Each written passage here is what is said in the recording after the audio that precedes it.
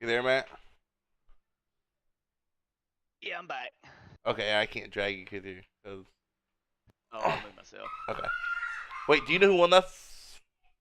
Dang it.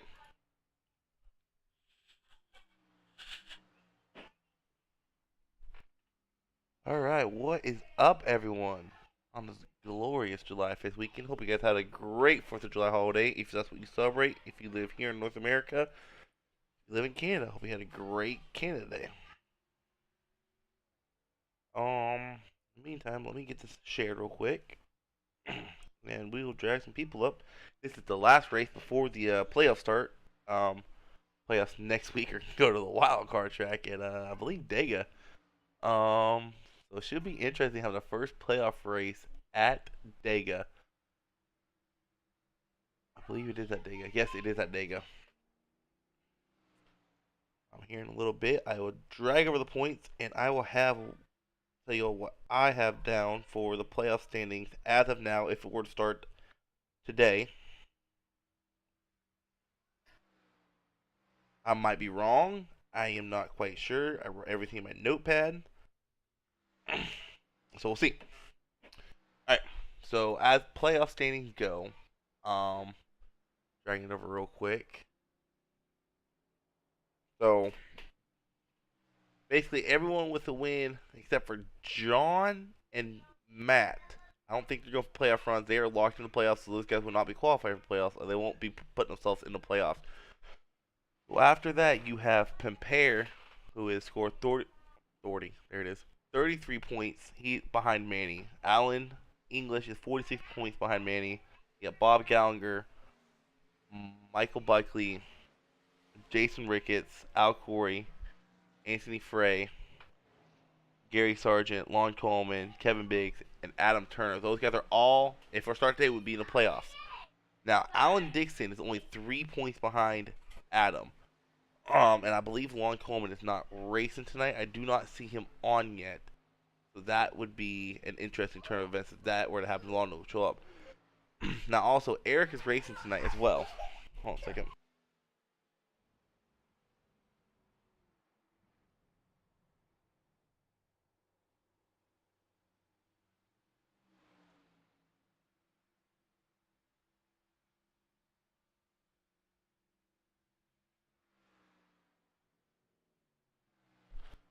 Against kids. Dang kids. Alright, let's try to say.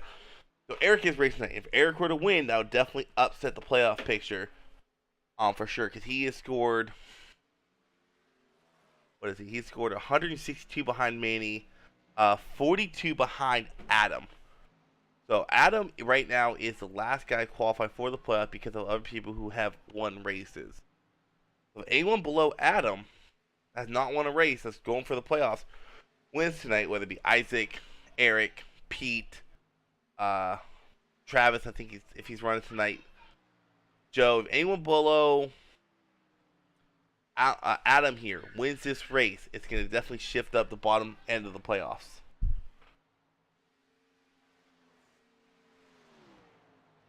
Um, shoot, where'd my mouse go? There it is. I have my taskbar. Taskbar.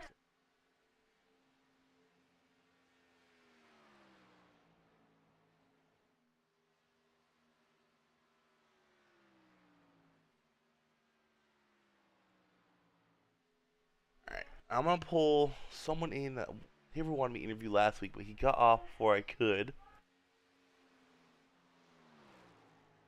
Oh, dang it! There he goes. Michelob, you there? Yeah, I'm here. What's going on, man? I was gonna interview you last week. Taylor wanted me to give you an interview real quick, but you were AFK at the end of last week's race, so I couldn't do it. He wanted me to go ahead and ask you what you think of the teams right now and how you think it's affected, especially this season between Cup and Xfinity, how the teams have affected the races. I mean, I think it's made it more better, more competitive. Obviously, I mean, you're shooting for that one goal, the team championship. Yeah, for sure. I know. Definitely point of view of that is remember at Sonoma, definitely some interesting stuff happened there between teammates, and I see it a lot at super speedways this season too. See a lot of teams working together. North South, they had a dominant run going, working together. Well, I mean, yeah, if you watch it, they all team up. I mean, it's just like latte. Everybody teams up, runs good. They try to work together, and it's for the common goal. Like I said, for the team championship. Now, I actually don't know this, and probably a lot of people, other people don't. What do the people that win? What does the team owner of the team that wins the team championship get? Just bragging rights, or do they get something with Cup and Xfinity? Really not sure what they get. As a team owner, I don't know what they get. I mean, I'm assuming it's more or less bragging rights that your team kicked everybody else's. You know. Yeah, and it definitely seems like here in Xfinity. Let me look at that real quick. No, wow, actually, Angry Idiots is leading the pack in Xfinity. That's kind of shocking to me. But I know in Cup, Latte Motorsports definitely a team to beat in Cup. It seems like week after week. I mean, y'all have everyone show up for the most part. I know last week was a little bit different. I know not Alan Brown, dang it, William Brown wasn't there, but most part, you guys have 3, 4 drivers, and almost every week, at least 2 of your drivers are top 5, top 10. Yeah, and then I mean, it's they all race together and run good. Communicate together. That's one of the biggest things. Now, when it comes to teams, if there's one or two things you could change, what would the one or two things be? Everybody needs a crew chief, I would say.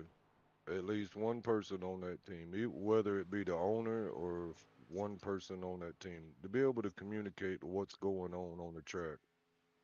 Yeah, I could definitely speak on your behalf there because in ARCA I have Manny as my crew chief, and he basically sets the tone on my team's pit strategy for that race. Because when I pit, they pit. If I'm the same lap as they are, now granted they don't get the advantage I have, where I don't have to worry about clicking my tires on and off, fuel on and off.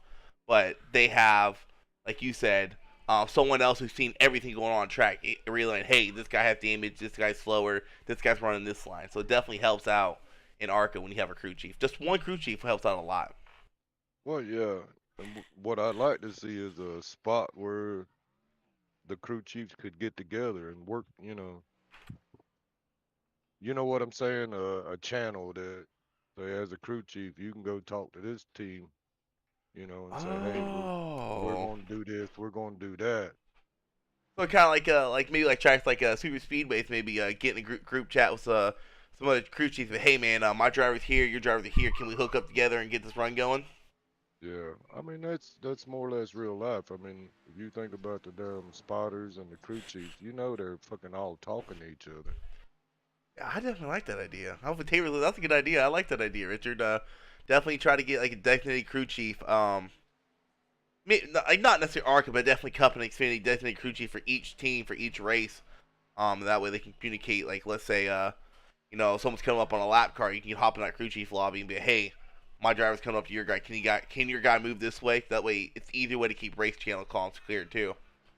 But yeah, I mean, not only that, whether it be a slow car or a fast car, as a crew chief, I could jump over there and say, hey guys, we're gonna ride behind you.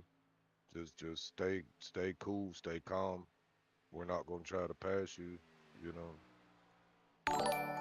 Yeah, I definitely think that would especially help out these teams like me that are just now starting up that only have 2 drivers. Definitely help us out. Especially in super speedway because 2 versus 4, four's gonna win every time. So maybe find a team you're running near. Like for example, North South last week they were off on their own land for a little bit. Someone could be, hey, I'm gonna tag along with you guys. I mean, it's not only that. It's your fuel. How's your fuel looking? When you planning on pitting? Oh yeah, that too. Okay, maybe I'll go in with y'all. You know, you take a 2-car team that's going to pit early, and then you throw a 4-car team in there with them. Man, you ain't got nothing but good luck there. I didn't even think about it that way. Definitely some ideas you could go in for probably what next Xfinity season maybe. Try it out. Now I, let me ask something. I I know mean, you. Go ahead. There's Go where ahead. the problem is there is you're gonna have to designate a crew chief Yeah. for that team, and True. then that crew chief just got to be there. Yeah, and that's kind of like what I do when I broadcast. Is I act as my driver's crew chief. Tabor already knows this. I tell my viewers all the time. I don't ever disclose information going on within the race. Like for example, if I pull someone up and they tell me they're taking 2 tires, I cannot go tell my team that. All I tell them is, hey, someone's running this line, someone's slower. This guy has damage. You have no damage. Take 2 tires. Take no tires. Something like that. Yeah. Um, Now I know you talked to Tabor, and a lot of admins more than I do. Have you heard anything about possibly a choose rule coming into effect anytime soon for our league? A what? A choose rule, basically I've where I've I've heard them play with it over and over, and I've been in a few practices where it was there, and I just didn't really like it myself. But I mean, there's a few guys that like it, and it's hard to get it with the because you got to have an admin dead on site on the game, yeah. that can change everything at that instant. Well, so basically, 'cause I'm in another league, they're working on doing it too. Basically, what they do is so you know how you have the confusion of black flags after a caution comes out or something like that. So during the pace offs to clear the black flags that need to be cleared, then once it goes green, once everyone's crossed the start finish line, they clear all black flags, and then that way no one has a certain penalty. If you had an EOL penalty, you still start in the rear. Yeah, that's what I'm thinking. Okay, cool. I speeded in the pits, and then I chose the high side, and okay, I got my black flag cleared. Oh, I see. No, yeah. Ah, I see what you're You, saying there. you see what I'm saying? But even that, so even if you speed in the pits, right? The choose rule comes in effect the last pace lap. So if you have the EOL, you're still going to the rear, and you would have to choose the lane at the rear. I get what you're saying. The confusion come up. Yeah, Also, but the part is, I mean, it sounds good and it sounds like it'll work good, but the thing is, the admin has got to be right there to be able to change it and know what is what, when is where. gotcha. But you got to have somebody dead on top of it. Now, another thing I can bug you about, since you talked to Adams quite a bit. What would your opinions be on possibly adding stages, especially in the cup races, since they're so long, and maybe get that importance of trying to get those points for playoffs or a point towards the playoffs? I haven't heard much about stage racing, but I mean, I haven't been on here a lot because I work at night. Yeah, So I've been, off, but I haven't heard much talk about stage racing. But I mean, if you could work it in and make it work, I'm all for it. well, from what I heard, I actually heard a rumor that iRacing might be trying to implement that in for league racing. Give the admins an opportunity of that league to pick what laps they want the stages to end. Yeah. Well, I mean, it would have to be with iRacing, just like the choose your line, or choose your lane or whatever. That was something they would have to put in before it all would work like clockwork. Yeah. Well, another thing I was thinking about the truth rule, is I know before they brought out the official truth rule in NASCAR. Hold on a second, my kids are being loud. Hold on a second. Um, Before they brought out the truth rule for the whole field, it was just a front row. Do you think maybe at some point Mdot might include just a front row choosing what lane they want to go with? Because I know on certain tracks you want that, like for example Darlington last week, you want to start on that high line. Yeah, I mean, first and second place, the choose rule, that sounds more easier than the whole fucking field, or excuse me, the whole field. But I mean, yeah, that would be a lot easier to control, first and second. Maybe like a starting point, try to figure out how to get the choose rule going. Yeah. All right, listen, I gotta go. I gotta qualify, man. Yeah, man, I was bringing you up to interview you. Taylor wanted me to interview you about teams and stuff like that. It was definitely interesting meeting, but interview someone that talks to admins more, get some ideas out there. But good luck Uh, tonight, man. all right, brother. Thank you. You're racing by yourself too. Oh no. Yeah. All right, Give her a hand. let me drag you down into latte. Maybe. There we go. Oh, before I drag you, who won last week, Richard? And what? Here. Who won Darlington? Oh, I have no idea. I wasn't here. Dang it. I want to say it was Lance. I might be wrong. Let me bring Mr. Imperial up. What's going on, Michael?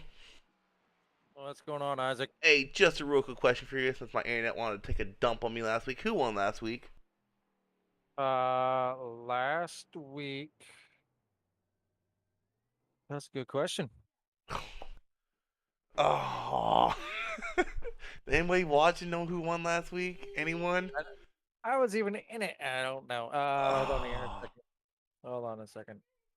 Hold on a second. Damn kids.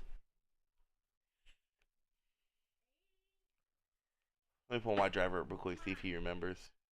It I think he did dinner. it wasn't Ethan. It was.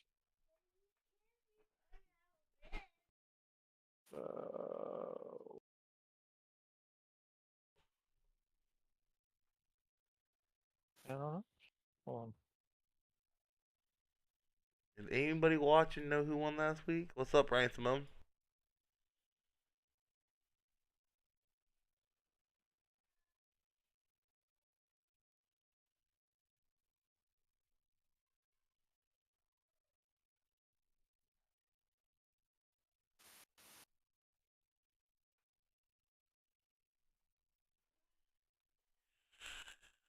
Last week was Darlington.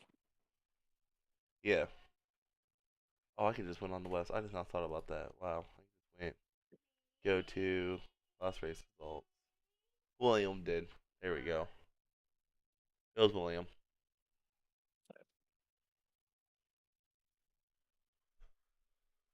All right, man. Well, good luck today. All right, thanks. All right, and while I was interviewing him, Kevin Biggs ended up getting the pole position. That's definitely gonna help him out there because I'm pretty sure if that's a might be a bonus point, might be 5. I can't remember how much it is, but definitely bonus points towards his point standings for his run towards the playoffs starting next week at Talladega.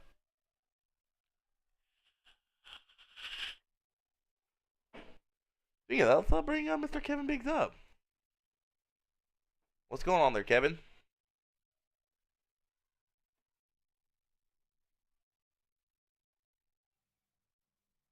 And I think AFK. While we're waiting for him, let's go ahead and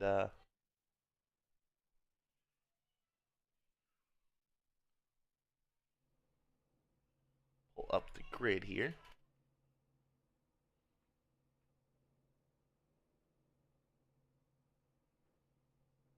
He's AFK.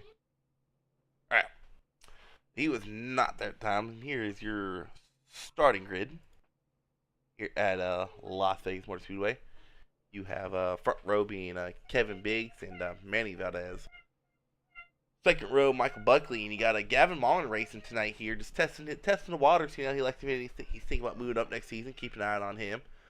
Mike Simon and Matt Forns, they will be starting in the third row.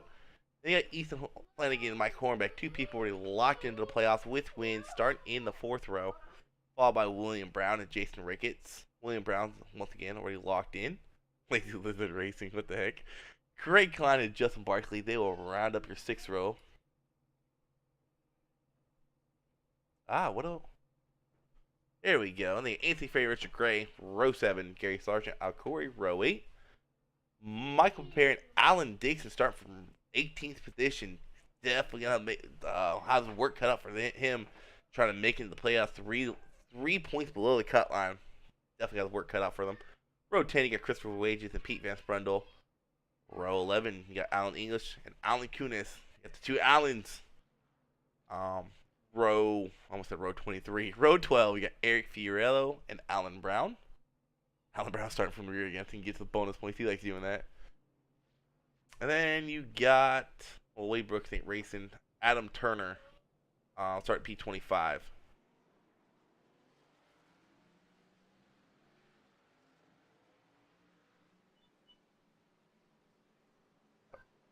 Rounds up your racing there.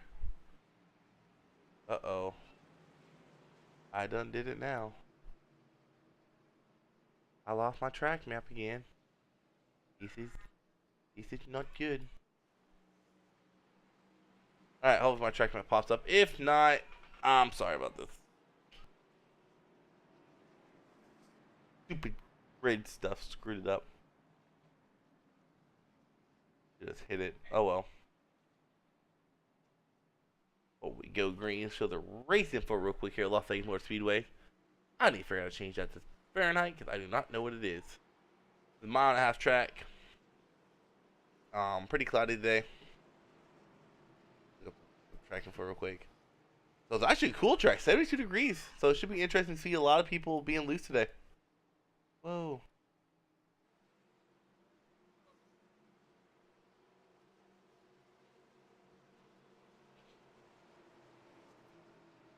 I am on the wrong guy. I thought in paragraph for me. Green flag, green flag. We go green here at Las Vegas. Yep, I lost my track map. As a Kevin Biggs, he gets a great start on the outside line, or inside line there. Managed to fall behind him, and then Jarrett Marlin, as they are racing 2 rows back. 2 by 2 by a good while back there. Oh, Matt Thorne's back there. Manny's here. Either way, you can push to the inside here. Try to get that nose in. And get that corner panel a little bit there. Maybe get some side draft going. Let's keep an eye on this kid, Gavin Marlin. He is definitely... Oh, and he gets in the wall there, so keep an eye on him. He is definitely a speedster.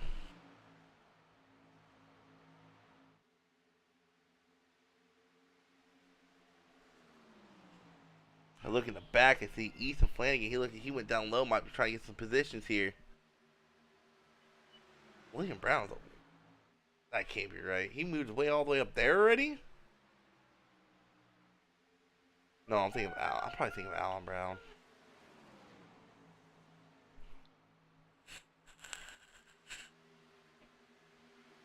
Ethan's working on trying to get that 5th place position from Michael Buckley there. 2 people basically locked in the playoffs. I think I just heard someone getting in the wall up here. In the meantime, we got Manny challenging Kevin Biggs for the lead.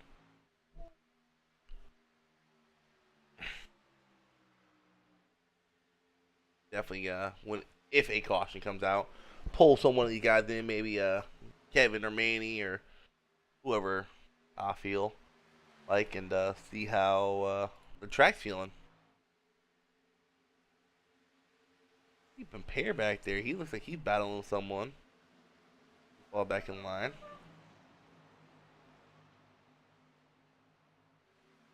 As Kevin Biggs is shown out of the race. That can't be right. No, it's not right. iRacing means stupid.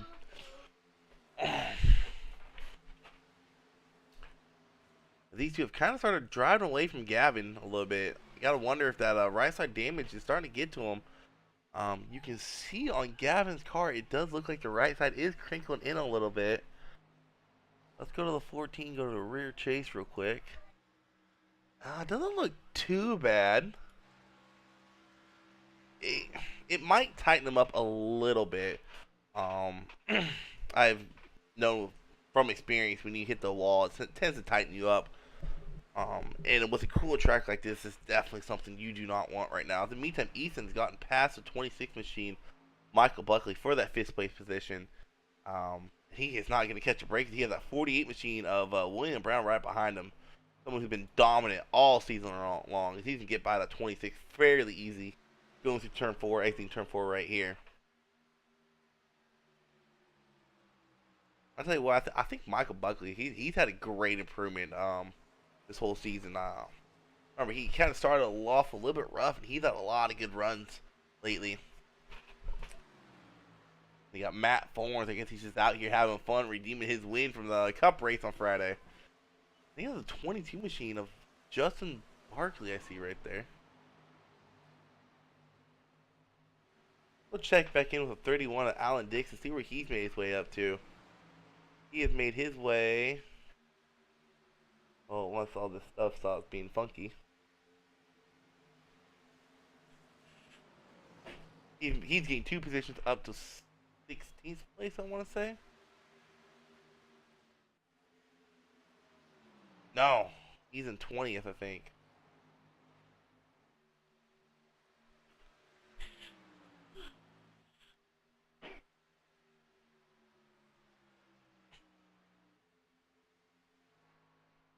That's Pete Van Sprundle. He's lap down and pull up my phone real quick. Ooh, nice scheme there, Pete. I like it.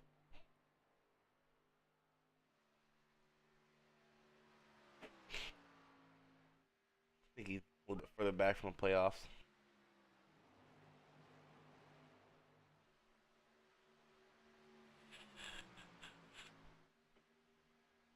As in the meantime, Kevin Biggs, he has pulled about a 3/10 lead over Manny. Gavin has fell off about a second and a half. um, keep your eye. Don't count these guys in 5th, 6th, 7th place out. Those guys have been known to save their tires and have a really strong long run car. You see a little 2-wide racing going on back here with Matt Fornes and Justin Barkley and Anthony Frey. Along with him would be Jason Ricketts and the 21 of Michael Pimpere.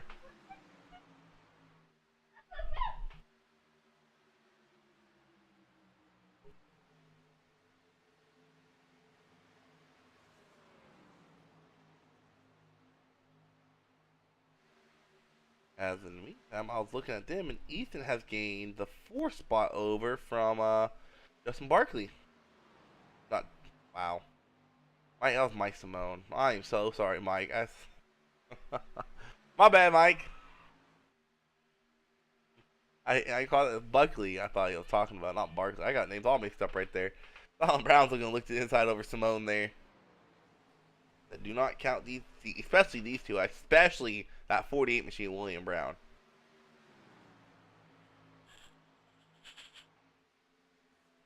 Ooh, it's a Prepare got a little loose off that turn. A little slideways there, aren't you, Prepare? Come here, mouse.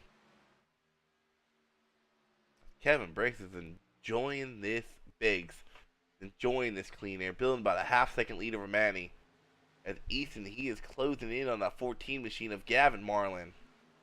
Now these two, they have battled it out multiple times in ARCA. So, you know, this battle plays out here. You guys are no strangers to each other right here. I mean, Gavin, only 13 laps in, but he's put on a pretty good run already here at Vegas. Running thirds, qualified P3s. Easton's, he's going to get a draft off and dip to the inside. William Brown, I think he's going to follow right behind Ethan maybe here. Ethan's going to run down low. Not quite clear of a Gavin. Let's see if we can get the run. I think Gavin's going to get the run here. See if William push it. No, he's not going to push it 3 wide. He's going to get right behind Ethan. Give Ethan that draft get by Gavin.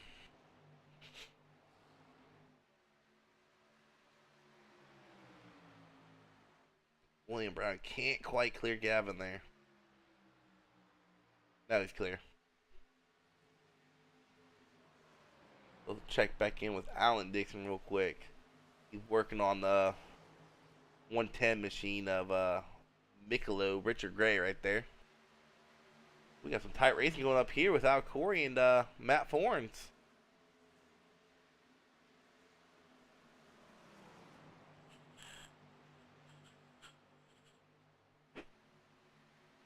Really tight racing happened back here.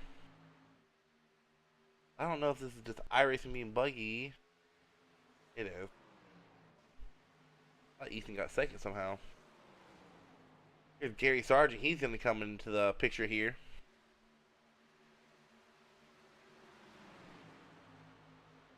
We kind of started single filing out. If we see a caution, probably need slight contact or maybe just a single spinner as these tires start getting worn.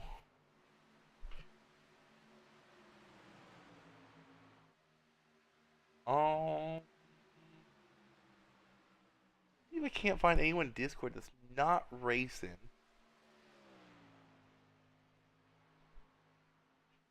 Someone down here is not racing. Let's pull Mr. Alan Brown up. I think Alan Brown's racing. He is racing. Okay. Yeah, he's racing. Okay, never mind. Let's not pull Alan Brown up. Alan English. He's racing too. But Adam Turner. Adam Turner is not racing. No. Wait, yes he is.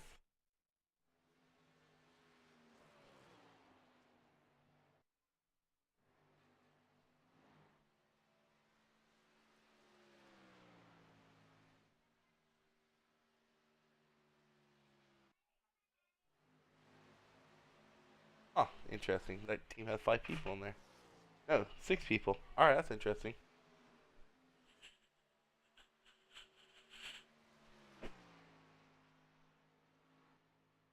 Kevin Biggs built. I was trying to figure out who wasn't racing at Angry Idiots. I'm to pull one of them up, but they're all racing. He had been a second and a half lead. Definitely needing this win.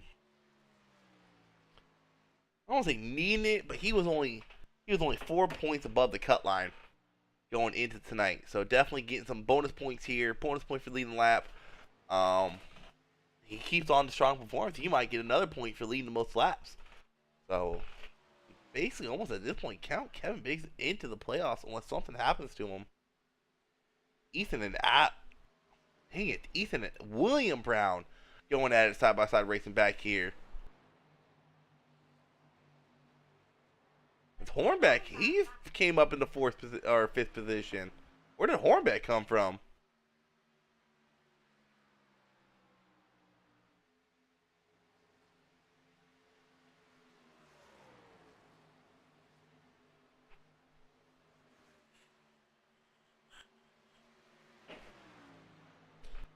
I remember talking to my driver Ethan. He was saying how he likes that high line here. We'll see if he keeps it going. Yeah, he can stay with that high middle line right there. See if that benefits him here at all.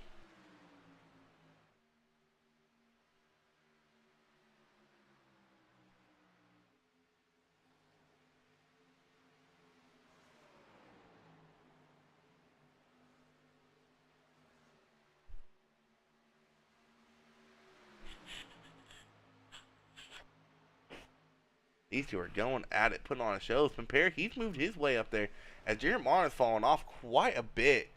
Gotta think it has to do something with that contact to that wall early on. Should be interesting to see if he uses the quick fix coming up or what.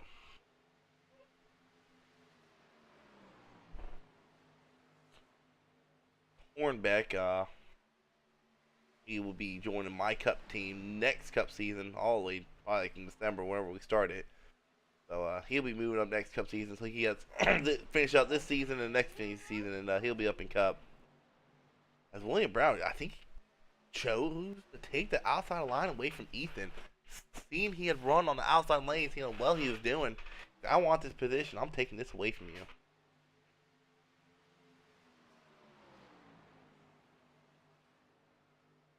Then Kevin Biggs is still a good second half over him. And Gavin's falling off to P8 right now. So it should be interesting to see. Whoa! Pimpere gets loose, so does Gavin! They both save it. Ethan has pulled away from both Hornbeck and William here. That's where the battle's at right now between Hornbeck and William. Kind of surprised William isn't really driving through the field like he usually does. He might be just testing the waters, this long green flag run, seeing what he can and can't do next green flag run.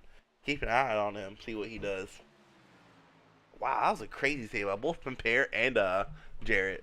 Or Gavin, I mean. Ooh, and now Corey cuts right in front of Gavin there. Two other people who run together quite a bit in ARCA. As Richard Gray is already going to pit road. You gotta think if he has some damage maybe on that right side. I'm not seeing no damage. Maybe pit. Oh, well, it's not where I want to go. It's where I wanted to go. Maybe they're having to pit already? I don't know. 26 laps in. Kind of interested there what's going on there. William Brown's now battling it out with Michael Buckley. Ooh! William Brown get that side draft going.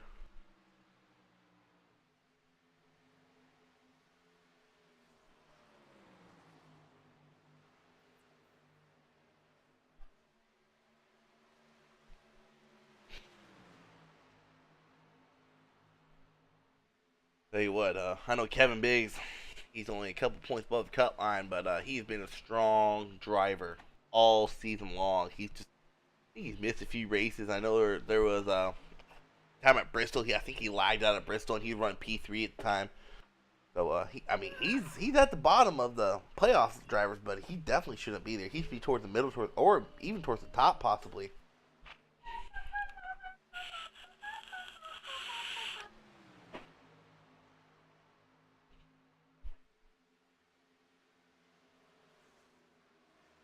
We'll check back in with our friend Alan Dixon, who's moved up into P11.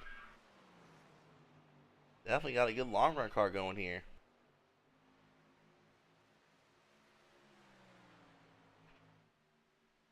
I know long Coleman races. Basically, Alan Dixon's in the playoffs, but if someone wins, like I said, below Adam Turner, it's gonna knock that bottom driver off.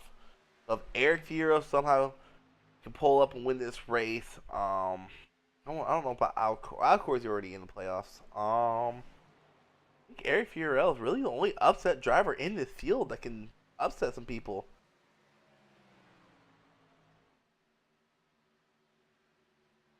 Garrett Marr, and he entered pit road, and he is a lap down, showing a lap down now.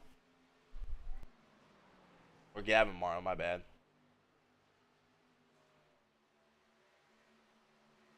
Wonder if he hit the wall again there and got some more damage from it.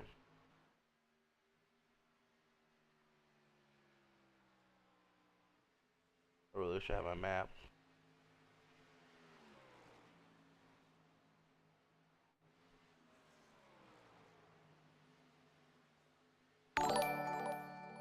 Who was that? Harry Jones.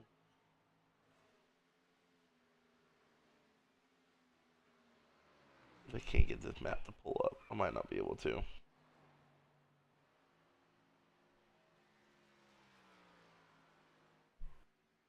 No. Okay. Well, we're just without a map.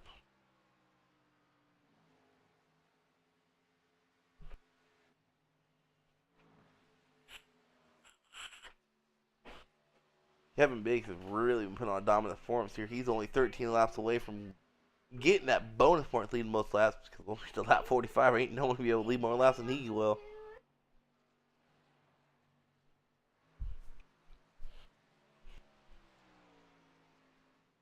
Kinda interesting, all these people pitting already. I wonder if it's in the pit cycle. Some pairs coming out of pits.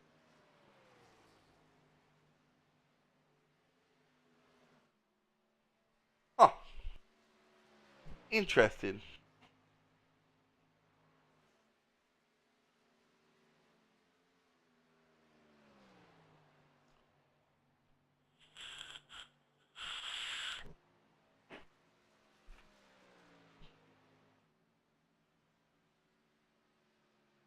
Go ahead and pull down Manny. Oh, where is Manny? Manny is nowhere to be found. Oh, okay. Interesting. I guess when I see someone enter pit road in this front group, maybe keep an eye on William Brown, see when he pits. See if this was a planned pit stop for everyone.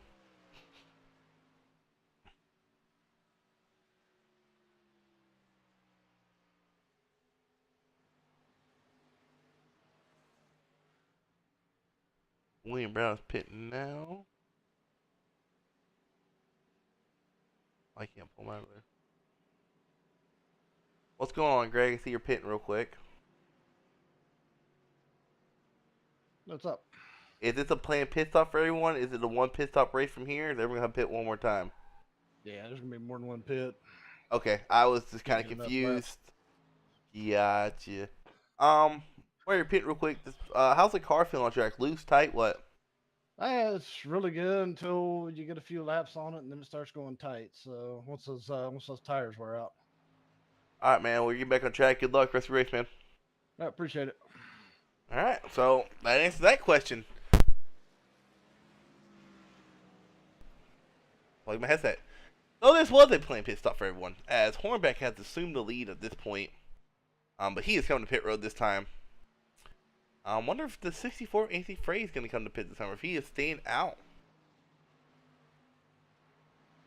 I just like the battle of Kevin and Manny. Actually, it's a race off of pit road. Manny's going to beat him off of pit road here. I really don't want to spectate Manny. He blinks. Manny beat Kevin out of the pit road here, and this is the battle for the lead. The third place car of Easton is going to come in the picture at. He's just not exiting turn 3.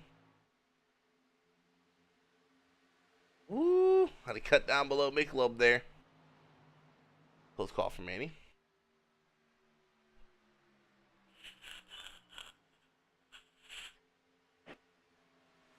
Manny got a great pit stop compared to Kevin. Hornbeck, he had, I think he's coming out in front. Oh no, never mind. Here comes the pack right now. Now that everything has cycled through, Alan Dixon, the guy who was below the bubble, has moved up into P7.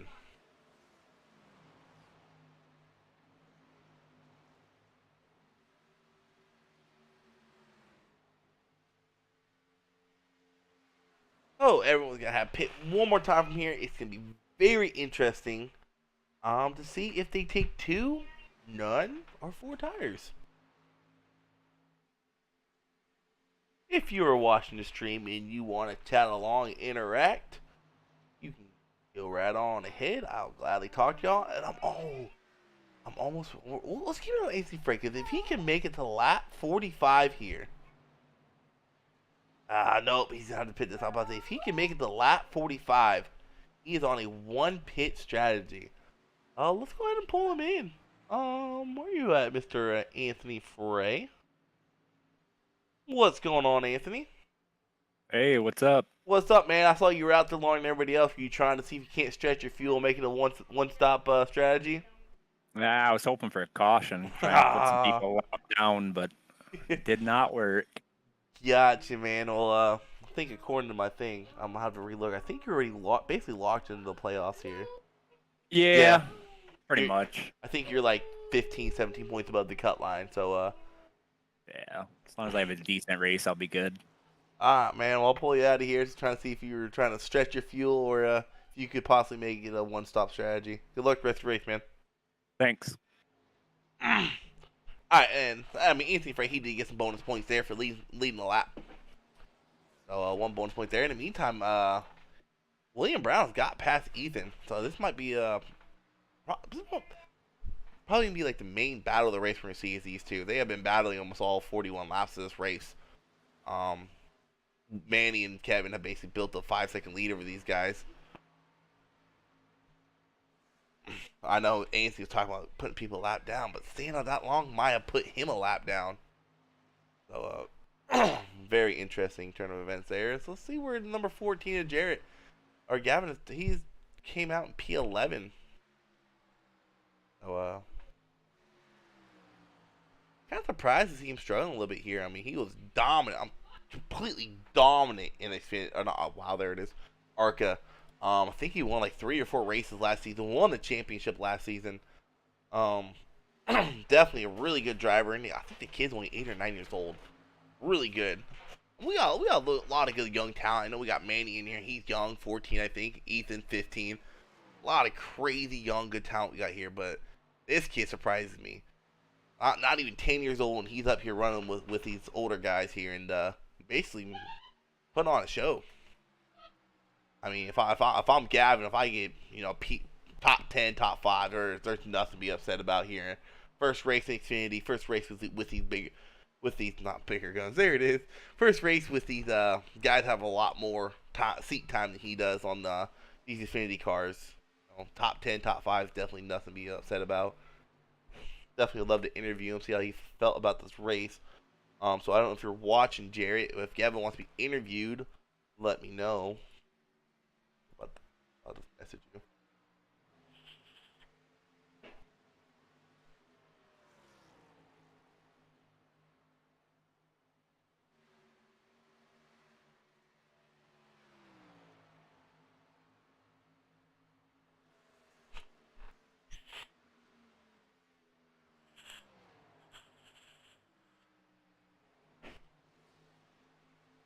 Clicking over back to this battle as William is actually knocked about a half a second off the leader's laps here.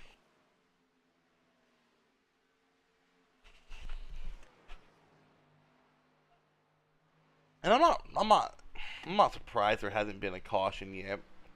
This is a really tight racetrack with it being nighttime out. Like you heard Greg say, it feels amazing until it tightens up, and a lot of times when you're at these mile and a half, it's a warmer track. You're fighting a loose race car, then a good race car, then a tight race car. Here, you start out with a good race car, and my opinion, I don't like that. It's harder to get good long run speed just because your car tightens up so quick. No.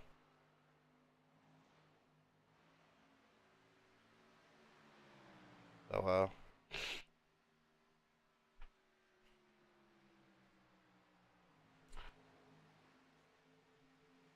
who should we check in with real quick? Let's see where the one upset guy is at. He's running right now, currently P10. I think he's like 42 points behind the leader. Only way in the playoffs right now for Eric is to win this race. So it should be interesting, especially maybe a late race caution, maybe him gamble a little bit here. Try to get a playoff spot in the last race and kick someone out of the playoffs.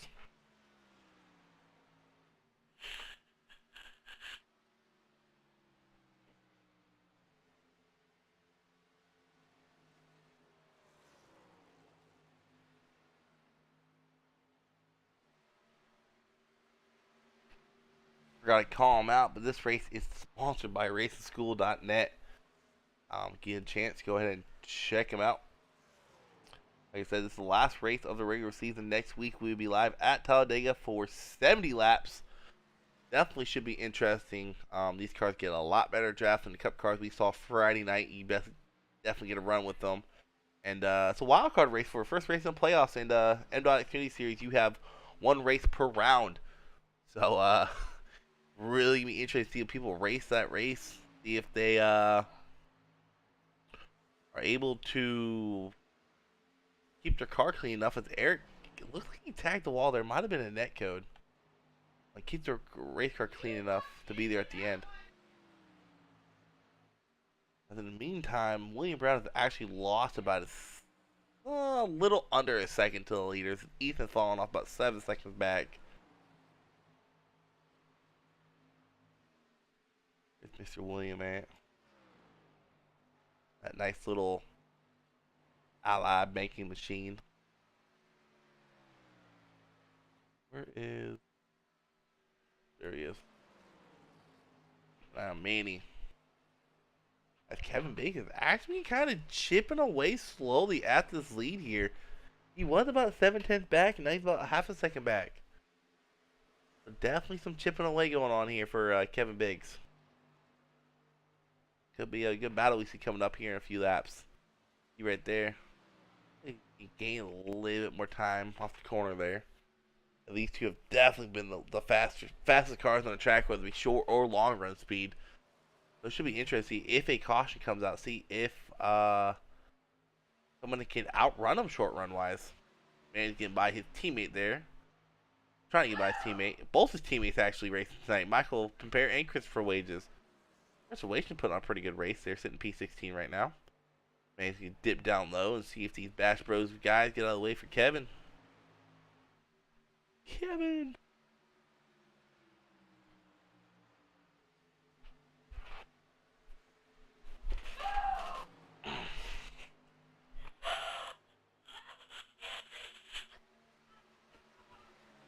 Ooh, as Christopher Wages gets into the wall a little bit right there. As Kevin uses every inch of that draft he can get off of the 21 machine of Michael Compare.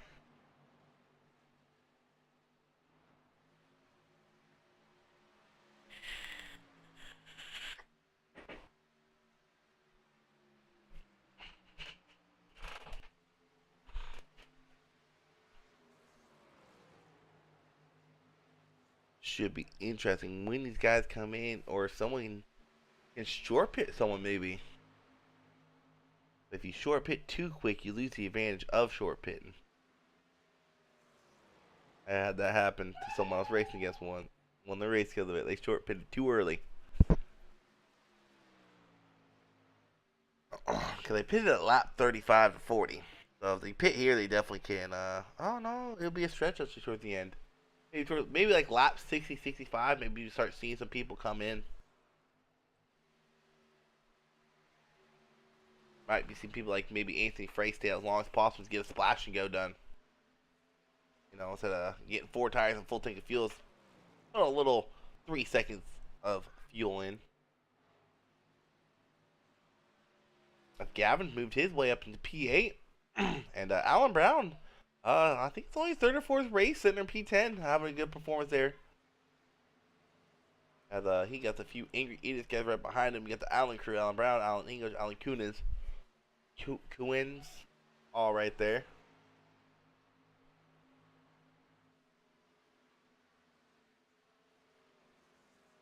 Kevin has actually lost 2/10 last couple of laps, almost 3/10. Wonder what Manny does differently. Maybe he's hitting different marks, save his tires up.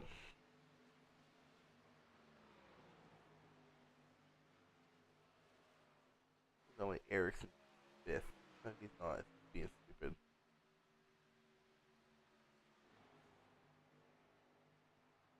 Meantime, Ethan's gotten past by. Oh, Ethan's gotten into the wall hard. Oh yeah, that right front is pretty tore up.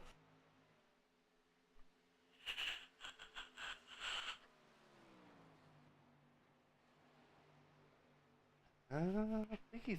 I thought he was pitting this time.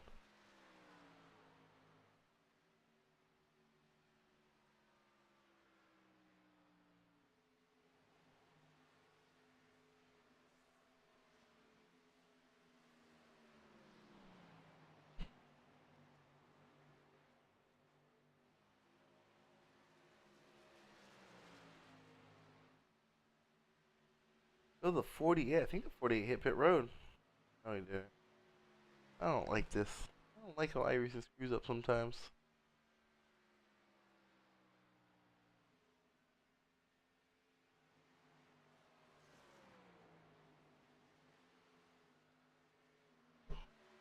Sorry, I'm just scrolling through the race stuff real quick.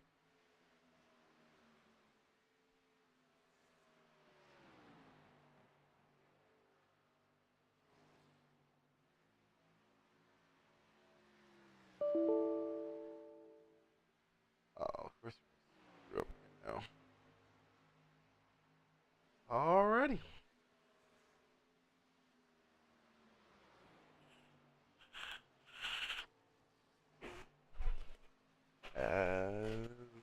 Wonder if Hornback hit pit road. Oh, yellow is out. I can't see what for.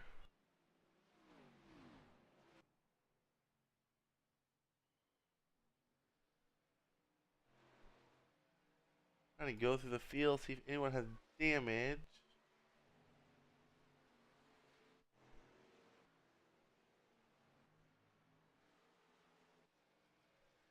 Huh.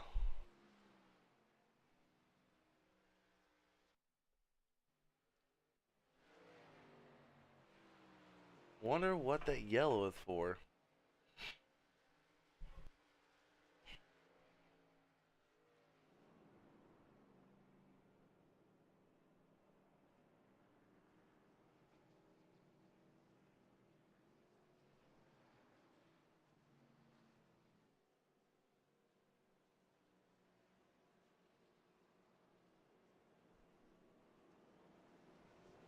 Something back here. Possibly it's 36.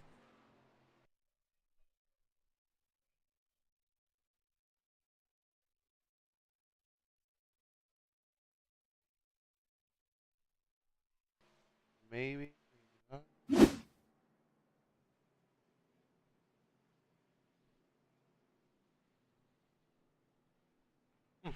Stopped right now. I'm interested what happened there.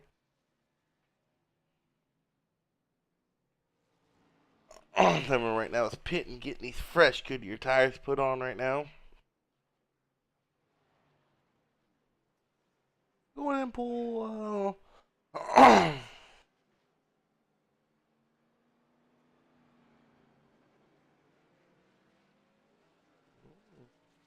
Manny.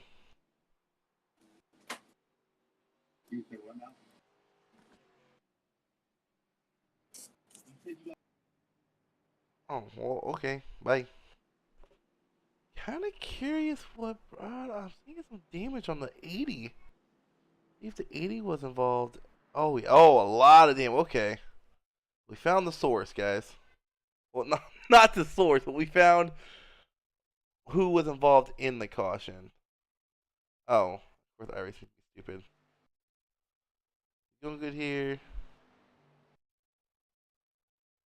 We can't see what might have happened. No, I cannot see what happened there.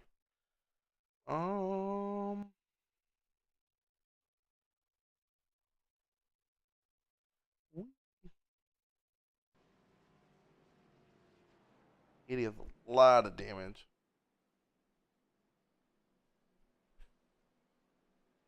Let's see, bundle up the field. Let's see if anyone has that short run speed to get by the 72 or the 6 and get that clean air and lead some laps. Let's see if Eric Fiorello can make a charge. He's restarting back here outside row 5. Let's see if Eric Fiorello can make a move to the front, maybe upset some people. Get that win. I know he's been close a few times. Get a win and shake up that bottom of the bubble area.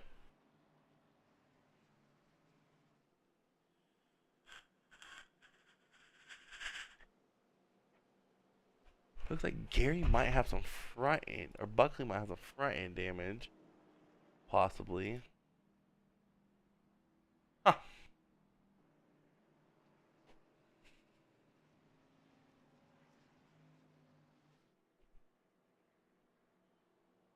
Alright, guys, so Jarrett said let Gavin know, and we might pull Gavin up here, and he likes running with these guys. He's restarting P14, but he started struggling once his car hit the wall, I think. I don't think he had any damage on his car. Here to the right front, I don't think he used the quick fix, so he still had some damage from earlier on. I know he probably fixed it up under one of these cautions, or under this caution. Got all of his damage repaired. We come to 1 to green here, going around turns 1 and 2. We go green here in a little bit. See if anyone can make a charge toward the front and challenge these two drivers who have been dominant all race. When I say dominant, I mean like 5, 6, 7 second lead over the third place guy.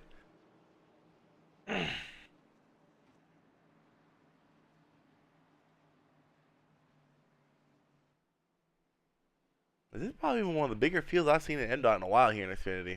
Oh, quite a big gap between Gavin and Mike Simone. I wonder if there's supposed to be a car that is not showing up at this time.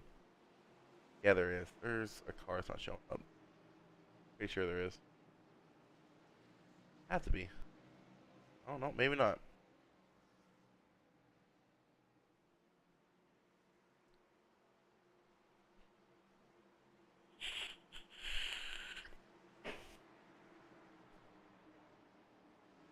Here we are about to go green. The back bumper of Mike Hornbeck. Don't do that. It's your teammate next season. Kevin Biggs is a great start on that restart. I'm not spectating Manny no more. He blinks too much. There, 2x2. Easton's going to go down low. Going to try to get the position taken over from Mike Hornbeck here. William Brown. Here's William Brown. Someone we've seen battle with Manny in Xfinity and Cup all season long in both series. No stranger to this battle up here. Only stranger to this battle is the number 60, Kevin Biggs. Hey guys, I want to be up here with y'all. Can I join? Manny's gonna get clear. Kevin can dip down low here. We got a guy spinning out. It looks like there's a 14 machine of Jarrett Marlin there. It was a 14 machine Jarrett Marlin, and I don't know if we'll be able to see what caused this. Oh, there's multiple people involved in this. Let's go to Far Chase and see what caused this caution to come out. Oh, looks like Gavin had a different entry point than Eric Fierro did. He comes up. Oh, Eric almost comes up and tags him again. Somehow avoids that. What a great save by Eric there. I don't think Eric has too much damage. The 25 machine. Look at his front end real quick. He might have a little bit more damage than I thought. A great save there by Eric. Wow. What a save, Eric. Holy cow. Go with cockpit and watch him work the wheel here. Whoop, that's a little too soon. A different lifting point. That's all that was right there. Gavin come back up the track. Oh, he just barely collects Gavin right there.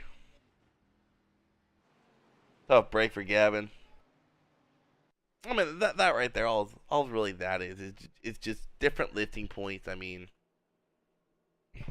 a track like this, you know, save your tires, you want to lift, and Eric might have had a different strategy than Gavin. Just lifted earlier than Gavin would. Nothing really anyone did wrong there. You know, like I said before, Gavin's his first time racing with these guys, so he might not know their lifting points or their racing strategy or racing line, so he's just learning all that right now, just getting the hang of stuff. So, tough break for the kid, but she should have a quick fix. I hope he has a quick fix. Yeah, he has a quick fix. Okay, his front end's all good. Definitely be looking forward to him making a run towards that lucky dog position. Chelsea the lap down. Did he go a lap down from that? Huh. Interesting.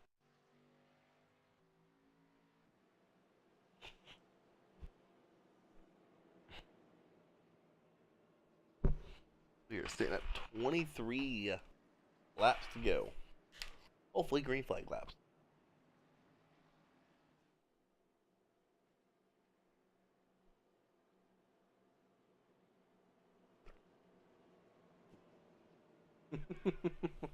Man, he loves tricking people out. Remember we had a recruitment race going on, and he legit made someone spin one time because he was going to pit road and the guy went to go follow him. And he pulled up late and the guy pulled up with him and spun himself out. Alan Dixon has made his way up to P6 here.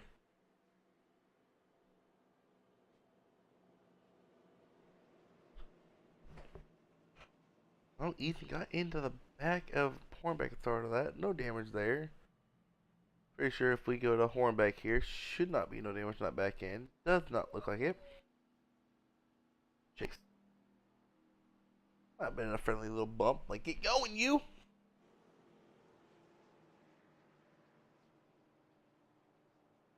I think we're at 2 to go this time. It had to be 2 to go. Ooh, the number 60, Alan Kunis and Alan English both have a decent amount of damage back there.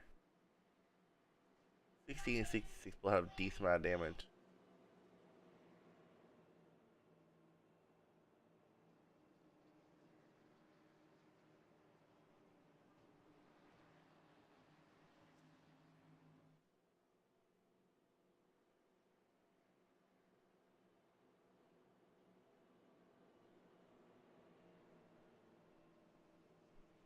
Should be 1 to green go this time, but based on the way the drivers are lining up, I think it will be 1 to green. Everyone's already starting to get kind of in their lane they're supposed to be in.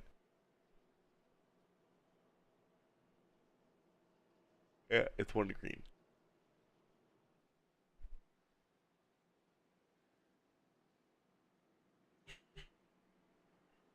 So, Gavin is not a lap down. Okay. So we'll see if he can make his way back. His car, he has a fresh race car. He don't have that damage on the right front no more. Should be interested to see if Gavin can make his way up front. Maybe be there, challenge these guys here running Xfinity for the win. That'd be an upset for sure. Testing out the waters, you win that race. That's a crazy website right there.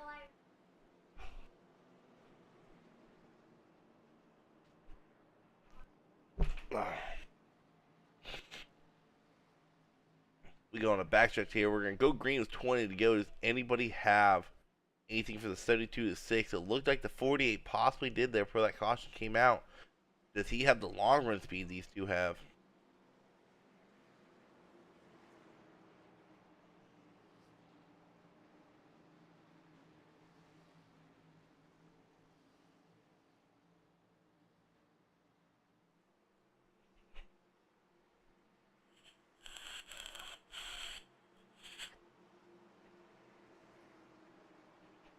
Pace car pulls off.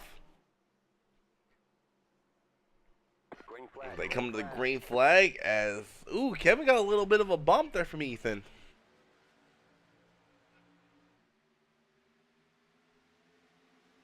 Kevin didn't quite get the launch Manny did, though. They go 2x2 through this turn 1 here.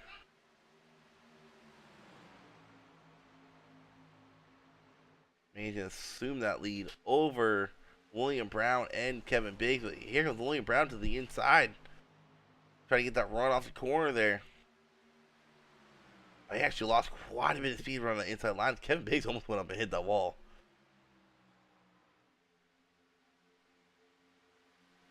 Top 4 have kind of single-filed it out. I see some 2x2 wide racing going on back here by the 92 machine Greg. Oh, yeah. They're 2 wide. Look at Alan Brown. Running P10 right now. See what Gavin does here. Got a couple of rookies right here. I guess I can call Gavin a rookie. Running P10 and P9.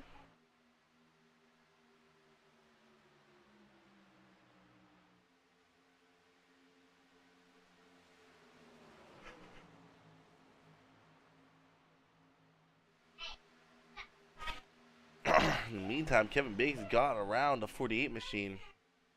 William Brown. I don't know if anyone has the speed these guys have. Turn off the cheese, you two.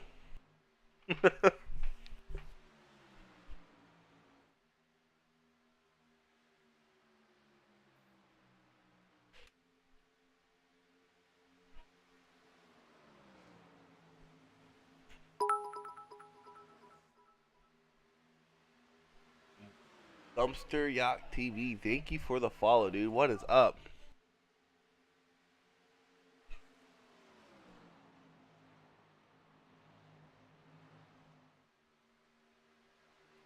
Yeah, these two are just starting to pull away from William Brown and Ethan Flanagan here. I still can't believe, man, he's only like 14 years old and he is fast everywhere he goes.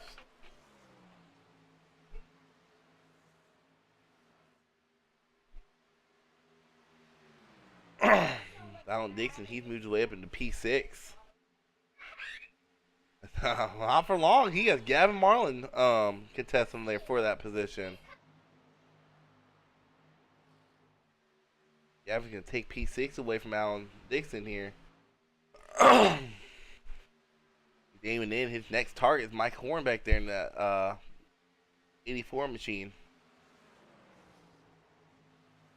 Look at that run he gets. Wow. What a driving that was, Gavin.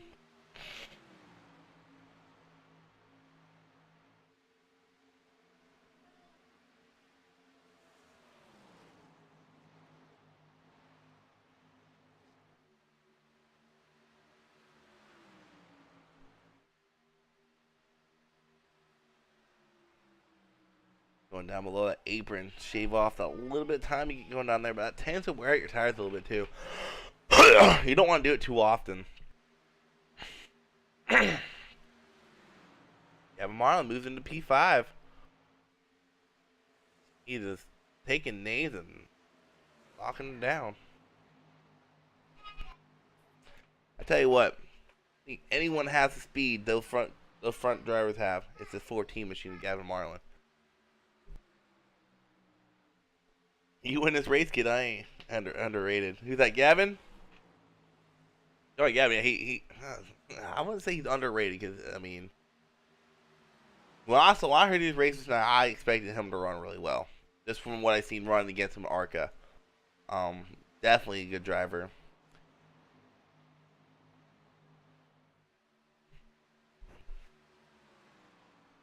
Manny, in the meantime, built a 2/10 lead over Kevin Biggs and about 7/10 lead over William Brown.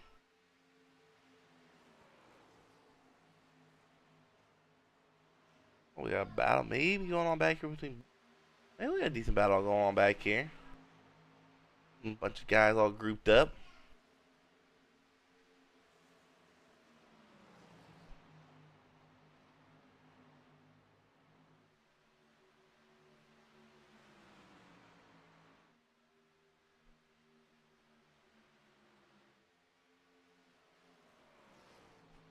Oh, 11 to go here. It should be interesting if a caution comes out. Should be interesting to see who comes in and takes tires.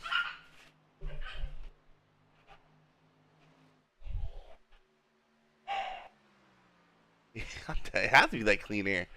I mean, I gotta think if getting behind someone it eats up your tires like it does on some tracks. Because when Kevin was in the lead, this is what Kevin was doing, and it's just reverse with Manny in the lead now. With Ethan, he's closing the gap on old William Brown right there. They're closing on Gavin, or not Gavin. There it is. Kevin actually. Gavin is getting contested right now by the 84, Mike Hornbeck.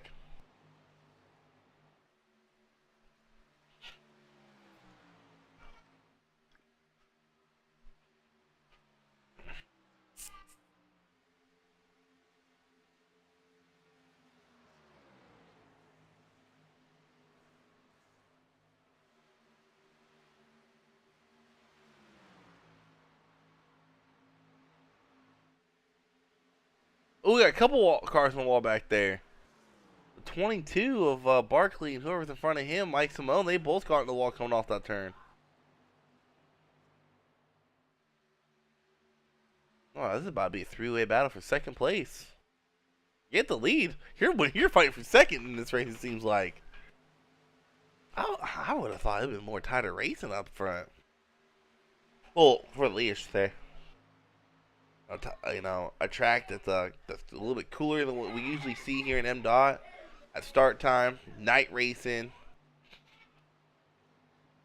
It's interesting to see this little alliance, I guess you can say, William Brown and Ethan put on here. William Brown helped Ethan gain position earlier, and this is what Ethan's doing right now over Kevin. Woo! William comes right in front of Kevin there. William Brown will take over P2.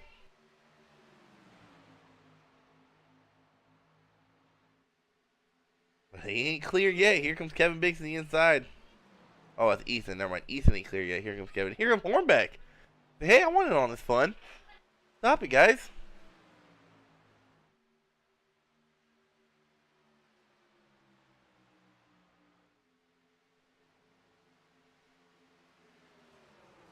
Hornbeck, he's going to try to take that position away from Kevin.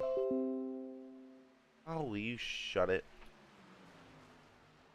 Oh, I think Ethan got into the wall there.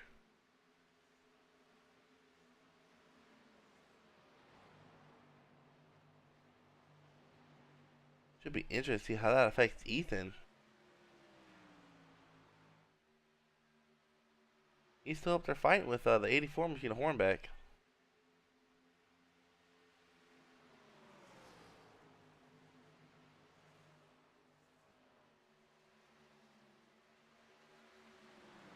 Doesn't look like a lot of damage on 35 machine, but it does not take a lot to get these cars tightened up.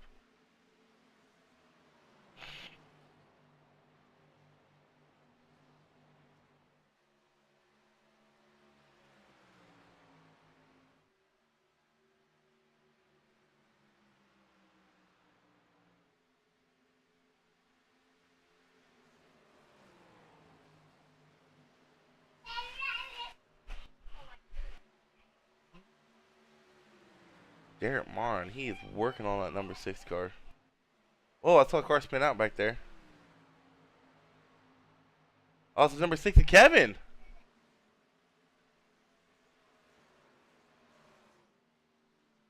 Oh, it's a tough break for him.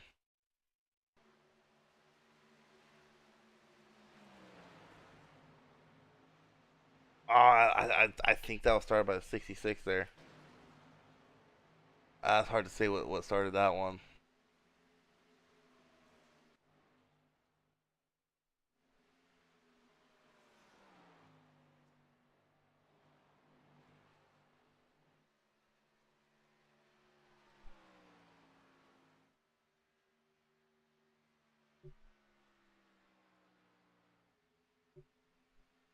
I think Yoki, I will look into figuring getting push to talk set up there.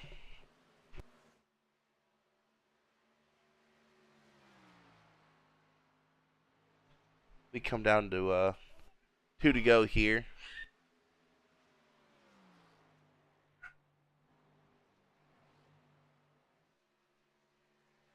So, definitely tough break for Kevin. He had a good race going there, but I don't think he should be knocked out. I mean, he white flag is out by the way. He led the laps. He qualified first. I don't know if he led the most. Maybe led the most, but definitely the bonus points coming his way. He's above the cut line. It should be interesting. Manny is coming around turns 1 and 2 here. Or 3 and 4, my bad. He will get the checker flag here at Vegas. Hornback will finish P2. Wow, Hornback got P2. I was so focused on Manny. I didn't see that. Dixon, below the cut line. You can guarantee he's in the playoffs now. Sitting there P5. Ethan Flanagan gets P4. Gavin Marlin comes away in P7.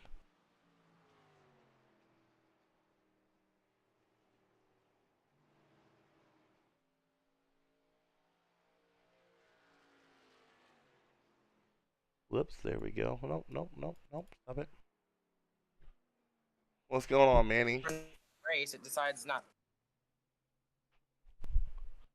Oh, well, I guess he don't want to talk to me. All right, let's go to Hornbeck. Whoops. What's going on, Hornbeck? How you doing? Hey, great job on P2, man. I was broadcasting. I can't remember like lap 25, lap 30. You came out of nowhere. I think you're like P5. Where the heck did he come from? I didn't get to see it, but when did you get around William Brown there? I got around him maybe 5 laps to go or so. Gotcha. I know it's a tough break. You're not racing next week, but hopefully you got enough bonus points to maybe have that provisional work in your favor. Maybe someone that is below you gets knocked out early on in the race. Yeah, I was hoping to pull off a win here. I just ran out of laps on running Mandy down. Yeah. Where did you start? P8. Yeah, it's not bad. Yeah. Starting P8, getting P2. Yeah, not bad. Strategy coming in was saving tires. I knew everybody was going, from the times they were posting it in practice. I was like, man, these guys are fast. But I knew saving tires was going to be the key, and it played out for me. Yeah, I remember I was saying that during the broadcast. It's with this track, with it being as cool as it was, you start off with a good race car. I know a lot of times when you're racing 1.5 tracks, it's a harder track. You have a loose, then it gets good, and then it gets tight. So you start with a good race car, and then it tightens up. You really got to save tires because you don't have as many laps on a long run for your tires that you would have at, let's say, a harder track. Yeah, you don't. And I never really had any problem with it getting tight, but even at the starter run, I was maybe 2/10, 3/10 off of what the leader speed was. So I knew if I could hang with them, it'd come back to me, and it started to. Gotcha, man. Well, congrats on the P2, man. Hopefully you have enough points to move you into the next round. I hope so. We'll see. Thank you, guys. No problem.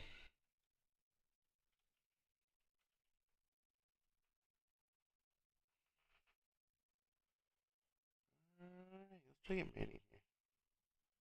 We able to talk now? No. Okay, I guess I can't talk to Manny.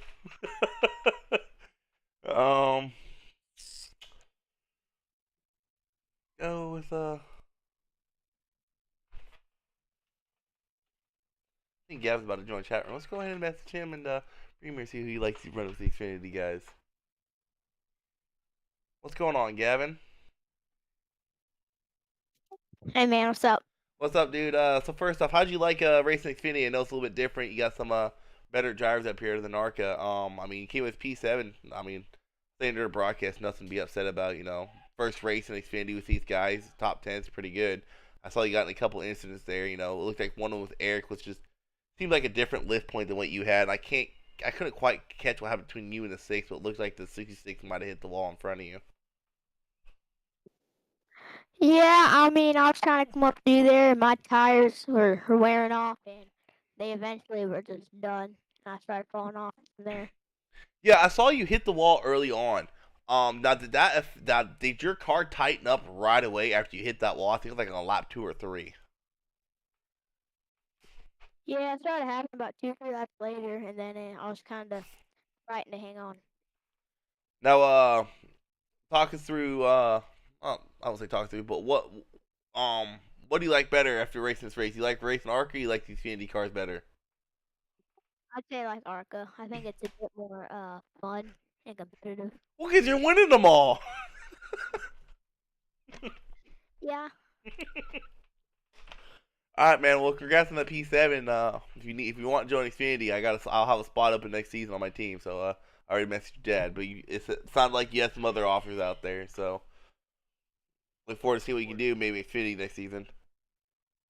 All right. Thank you, man. Yep. See you Thursday.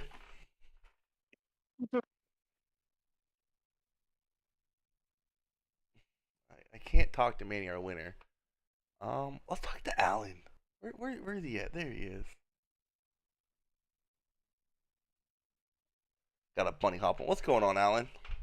What's going on? I know I was talking to you earlier, and you said you got to put on a good performance. I don't think you qualified. You want to qualify, but finishing off P5 and Manny won, so like yeah, pretty dang sure you're locked into the playoffs at this point. Yeah, I think so. I mean, that was the idea behind it. I qualifying, I screwed up. I caught the wall coming out to the first lap, which killed both laps. So Yeah, talk us through how getting through traffic was. I know it looked like you struggled for a good bit. Like about the first 20 laps, so it seems like you went absolutely nowhere. And then I remember that first caution came out, looked up, and I think you were running like P6 or something at the time, coming out of the pits. yeah, it seemed to didn't seem to matter what I did. I couldn't make any ground up at the start of the race. Wherever I wanted to go, somebody else would be there. And Yeah. So I just kind of settled in, and I hurt my tire a little bit on it. Settled in, tried to get to the first 30 lap run in pit, and I guess had a good pit stop. I don't know. I know I gained a ton of positions on it, and then from there on, it was just a matter of maintaining where I was at. Yeah. Now, I know since you're basically we're on a bubble going into next week at Dagger, you're gonna be at the bottom of the playoff standings, and you're gonna be on that cut line. What's your strategy going to next week? Knowing you need a good finish, but you're going to Dega, 70 laps at Dega. The wild card race, only race of that round of playoffs. What's your strategy going into that race to make sure you can make it into the next round? Probably try to go for the pole to go ahead and get the point for that, and then it'll be a play it by ear. If it looks like it's going, everybody wants to really mix it up front early. I may just drop back and ride at the back and let it all work itself out. If everybody kind of wants to run calm, I may try to stay up front. It'll be one of those. I just make the decisions as I watch the race unfold. Yeah, it should be interesting. I was kind of shocked when I saw it on the schedule. I'm like, a wild card race for the first race in a playoff, and it's only one round. That's gonna be a crazy race. Yeah, it will. It'll definitely have the ability to shake it up. For sure. I'm hoping by next week I have a way to while the race is going on, have a way to update the points and maybe have like a point standing off to the side. I'm gonna try to figure out if I can't do that, do some research. I ain't working right now. But congrats on that P5, man. You also got a point, I believe. Yeah, you got a point for biggest mover as well. So you're pretty much locked in. I'm kind of curious if Kevin's locked in. I know he led a lot of laps, but he ended up finishing P23. So I'm hoping Gary gets that stuff updated pretty quickly. Might be able to show up before we get off air here. Yeah, I think he was going to update it as soon as the race was over. All right, man. Well, congrats on the P5, man. I'm gonna drag you race meeting. What's going on, Manny? Nothing much, Isaac. I'm just. Can we talk now? Can we talk now? You know, I kept hopping out when I'm trying to interview you. No, what was happening was, which was really weird, and I'm actually sorry about this, is because I'm on my phone right now. I broke my mic cords, got caught in my wheel when I was calibrating it, so my mic was broken for the whole race. Manny, stop getting mad and breaking stuff, all right? Yes. And then, well, I was sitting there. There's this one part where I was trying to click pit in, and I didn't know it was the keybind 1. I kept clicking like 5, 6, 7, 8, 9 to try to figure out what the hotkey was, and I ended up clicking like quit yo jibber jabber or something like that. I was like, sorry, and I finally found pitting in. All right, man. Well, going on the interview part. I think this is win number 3. 4. We won Dover, Mid Ohio, and now Las Vegas. So this should be 3, I believe. Yep, it is 3. Okay. I know you're gonna be at the top of the point standings going into next week. What is your concern? Because if you have a bad race next week, you're out of the playoffs, and you've been the dominant driver all season long. William Brown, he's really been starting to show up the last few weeks.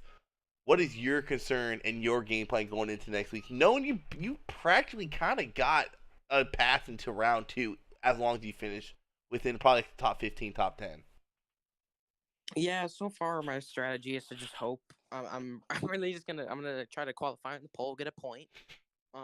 Just kind of like Dixon was just saying. And then from there I'm gonna try to lead a lap, get another point, lead the most laps, which is kind of hard to do at Dega. Try to do that and get another point. Fastest lap of the race, get another point. And that's Hey, that all sounds great, man. But if it comes down to it and you somehow get shuffled in the back, are we gonna finally see like a really passive Manny just kind of sitting out in the back waiting for cautions to happen? I doubt it. Because for most plate races, I have my plans to stay at the front and just not move a muscle. You know, I don't know why I race like that when I'm on a plate race, but it's like the only way that I feel, comfortable. All right. Well, let me ask you this. Let's say you get an early caution. Like I'm talking like lap 5 caution and 70 lap race. Are you then gonna kind of like sit back? Because then you have no quick fixes. So are you then gonna kind of sit back and like wait it out in the rear, or are you still gonna be up front trying to race for the win? With like, I think go ahead. I think even then I'm gonna still try to stick at the front, just because I feel like I'd rather be in the front, because when I'm in the back, I'd have to avoid wrecks, and I am terrible with that. And then Yeah, I know. Go high. No, I'm gonna slam on my brakes. You leave me alone. And then at the front, I feel like you're either gonna be the wreck or you're gonna be ahead of it. So it just seems like, at least the way my mind thinks of it, it seems like the best option to win one of those races. But at the end of the day, it's really kind of like okay, are you gonna make it through this wreck or no? For plate Gotcha. races.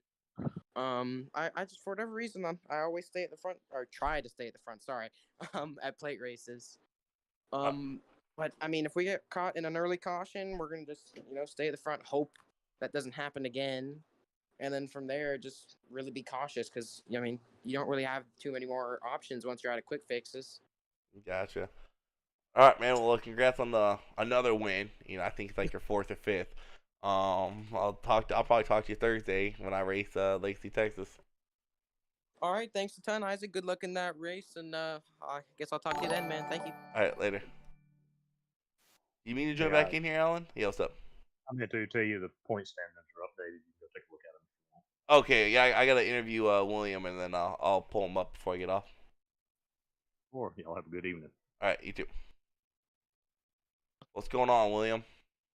Not a whole lot there. How are you, Isaac? Man, it looks like you had something for that 72 and 6. It seemed like they just had the speed you had. What do you think they were doing differently that made it to a point where you couldn't really get around? Because it almost seemed like whoever had that lead and had that clean air, it almost seemed like if you're behind a car in that dirty air, you're losing your tires a lot quicker than you would have been with that clean air.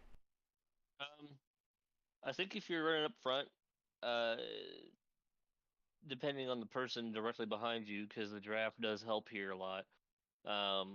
You have the ability to save your tires a little better, maybe. I mean, you're already in the front, so it's not like you're trying to charge up to the front. So I think that is one advantage. And those two are, quick the whole race. I burned my tires up pretty good on just about every run. It felt like trying to battle with people, and get around them or maintain my position from and defend it from being passed. Yeah, you That you and Ethan definitely had that first half of the race. You guys had definitely some good battles going on there. It almost looked like it came to a point where you were kind of helping him get by people because you knew him and you were working so well together. Um, I recall when you guys were passing Kevin, it looks like you kind of dipped behind him, let him get the speed to pass him, and then there was another time early on. It looks like you guys were like trying to battle for a position, but you guys are also working pretty well together too. Yeah, no, if you can get sort of a line working, it can help. But when you're side by side on older tires, it's you're just basically hoping the other guy messes up on the high side. That way you can pass him on the inside. Because if they're able to hold that outside line and not get tight, it can be really difficult to pass. Getting side drafted and then him having to run on the top line on the straightaways. So I'd say that's probably where my downfall was, trying too hard to pass instead of letting someone else burn their stuff up more than me and then make the pass. I Gotcha. think that hurt.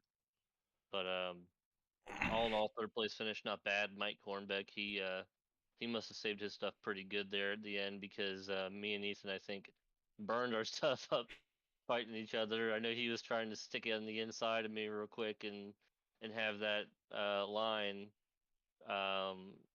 which took some aggressive entry, and then I tried defending and was getting on the throttle earlier than I wanted to, and that wore mine harder. And Mike just kind of saw opportunity and took it and got second place. Good Yeah. for him. Now I asked Manny this. I mean, I don't know who's gonna be first going into the playoffs. I'm waiting for Gary to update it.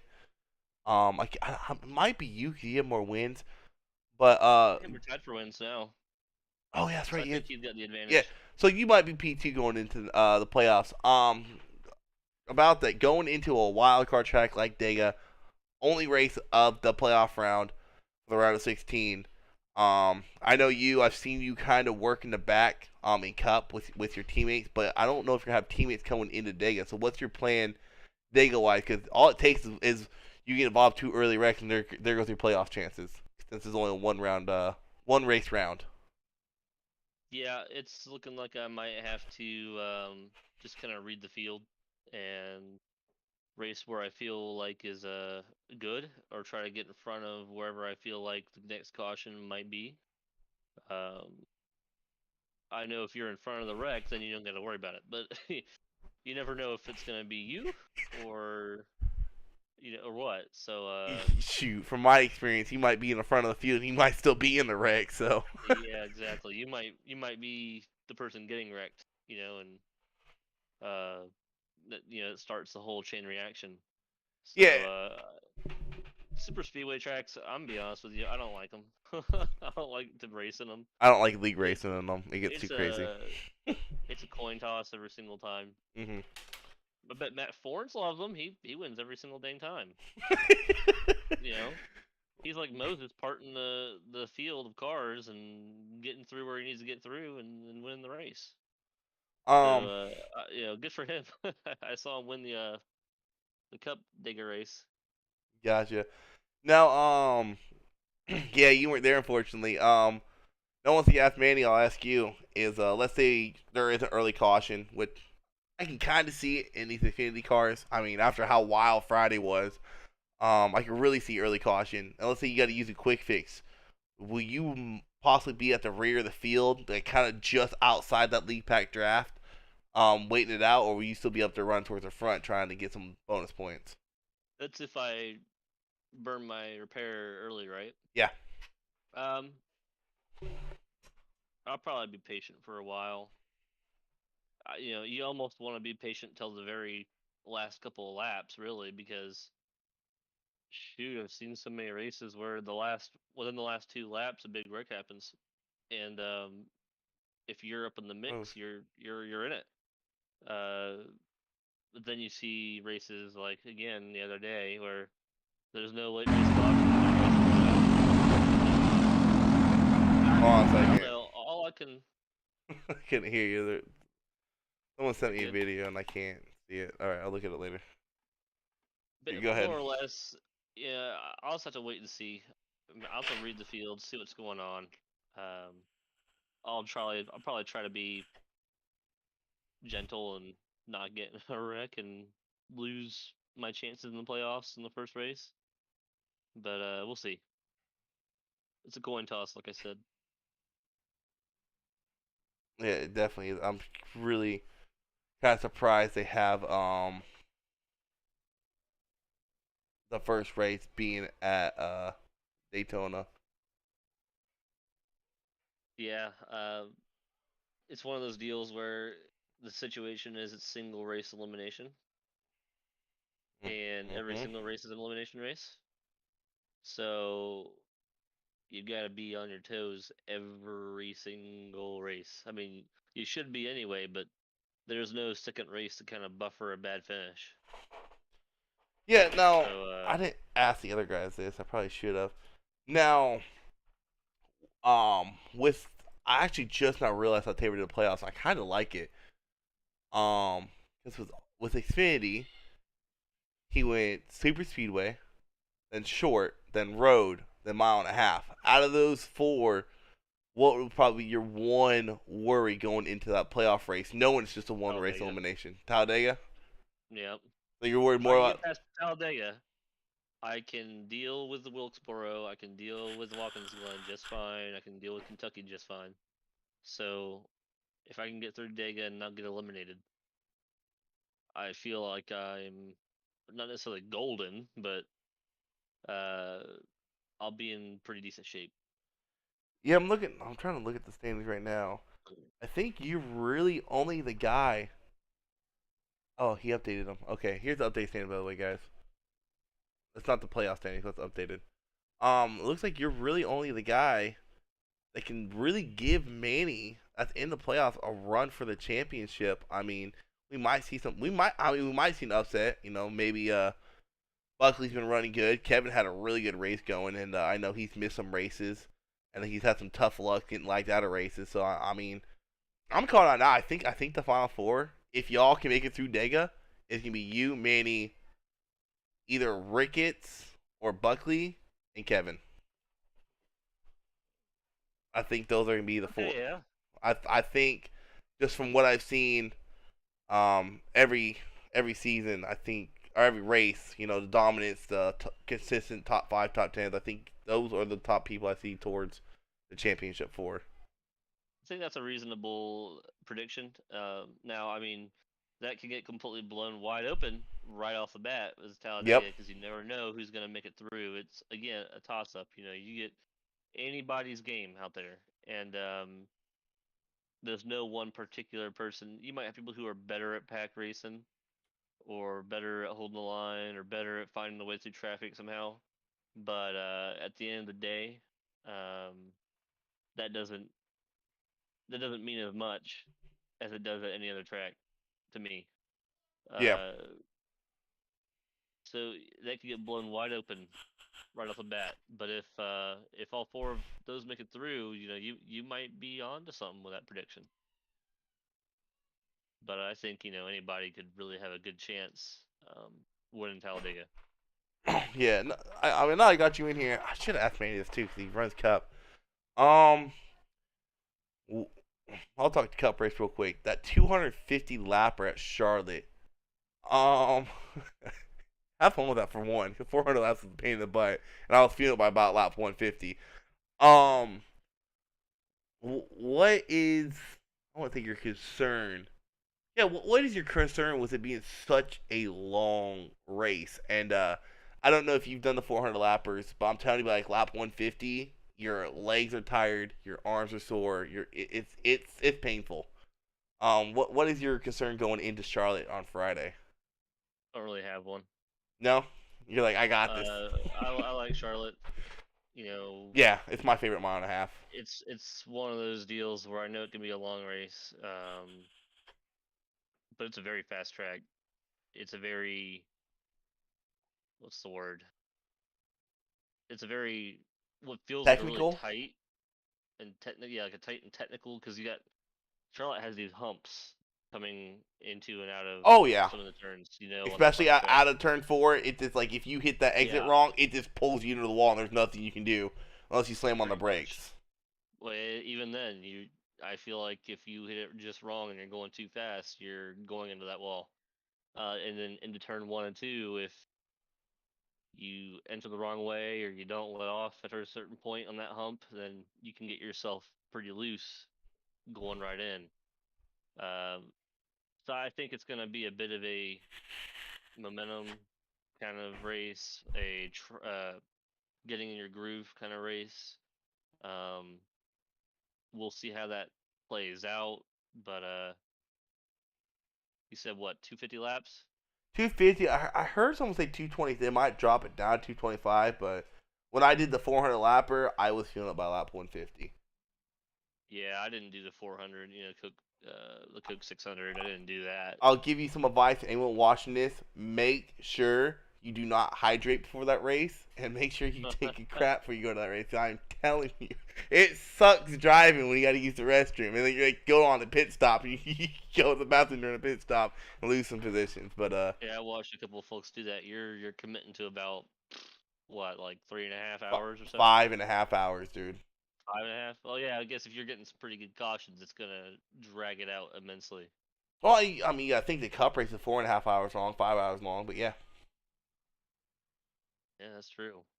That is true. But we'll see you Friday. Yes. Good luck in that long cup race. I think it's the longest of the season you guys got. It looks like it.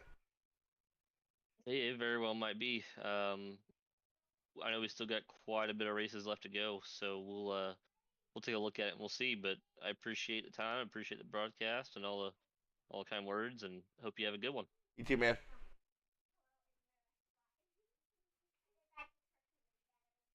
All right, guys, that will conclude tonight's race here at Las Vegas. Next week will be the first round of the playoffs. Hold on a second. I'm reading a message. Okay, so if you guys tune in Friday, I should have an updated points standing for the playoff for Xfinity. I'll put that up first thing when I go live Friday. But like William was saying, we have 4 races in the playoffs, 1 race each round. Every race is an elimination race. The next race at Vegas should be very, very interesting. See different strategies, see who's willing to gamble early. And then, like I also talked to William about, we have a 250 lapper at Charlotte on Friday. That'll be one long race. And then I will be live Thursday for the ARC race at Legacy, Texas.